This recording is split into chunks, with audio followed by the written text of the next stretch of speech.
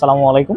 আমি ওমর ফারুক তানভীর। আজকে এসেছি ধানমন্ডি লেকে। ধানমন্ডি লেকের যে বিষয়টা খুব বেশি অ্যাট্রাকটিভ সেটা হলো যে ধানমন্ডি লেকে কিছু সুন্দর মুহূর্ত উপভোগ করতে পারি। এই জন্য আমাদের আশা হয়।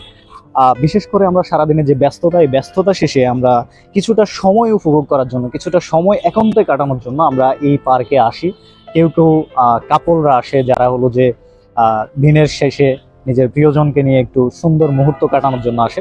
হ্যাঁ, যেটা বলছিলাম, আসলে এখানে কাপলরা বা আমরা দিন শেষে যে আমরা রিল্যাক্স টাইমটা এখানে কাটাইতে আসি, সেটার ফাঁকে ফাঁকে আমরা যে কাজটা করতে পারি সেটা হলো যে আমরা এখানে কিছু জ্ঞান অর্জনের বিষয় আমরা এখানে অর্জন করতে পারি। অর্থাৎ আমরা এখানে আমাদের এখানে একটা সামাজিক উদ্যোগে, যেমন ফেসবুক জেড আর রুফা, একটা সামাজিক উদ্যোগে এখানে কিছু বই রাখা আছে।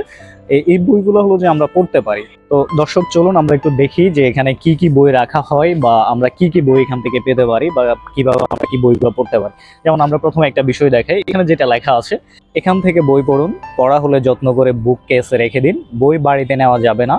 বুক কেস বইয়ের জন্য ডোনেট করতে চাইলে এখানে ফেসবুকে একটা আইডি দেওয়া আছে, এই আইডিতে যোগাযোগ করতে পারেন। অর্থাৎ আপনি বই পড়ার পরে বা অথবা আপনি যদি বই এখানে ডোনেট করতে চান, তাহলে সেই ক্ষেত্রে আপনি এখানে যোগাযোগ করতে পারেন। তো আসুন এবার আমরা দেখি কি কি বই এখানে রাখা আছে বা কি বই আমরা এখান থেকে পড়তে পারি আমাদের নিজেদের জন্য। যেমন এখানে একটা চমৎকার বই পেলাম হুমায়ুন আহমেদ স্যারের। বইটার নাম হলো হলুদ হিমু কালো র্যান।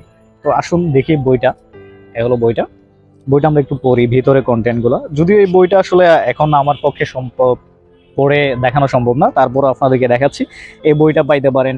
এরপর হলো যে এখানে বিষকন্যা একটা বই আছে মারুফ রেহমানের, এটা পেতে পারেন। এছাড়াও আরো বিভিন্ন ধরনের নানান বই, আপনার উপন্যাস, গল্পের বই, এরপরে হলো যে ভ্রমণ কাহিনীর বই, এইসব বইগুলো আপনি এখানে এসে পড়তে পারেন। পড়ার শেষে আবার বইটাকে যত্ন করে এভাবে রেখে দিবেন।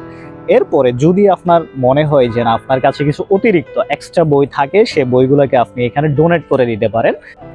দর্শক, পড়ছিলাম ইমদাদুল হক মিলনের একটা উপন্যাস, আমার আপন কথা। তো আজকে আমরা এ পর্যন্ত এই ভিডিও। পরবর্তী ভিডিওতে আমরা দেখাবো যে ধানমন্ডি লেকে এছাড়াও বইয়ের আশেপাশে কি কি হয় বা কি কি বিনোদনের জন্য এখানে রাখা আছে বা কি আমরা বিনোদন পেতে পারি, সেই বিষয়গুলো দেখাবো। তো নেক্সট ভিডিও পর্যন্ত সাথে থাকুন। আল্লাহ হাফেজ, ধন্যবাদ।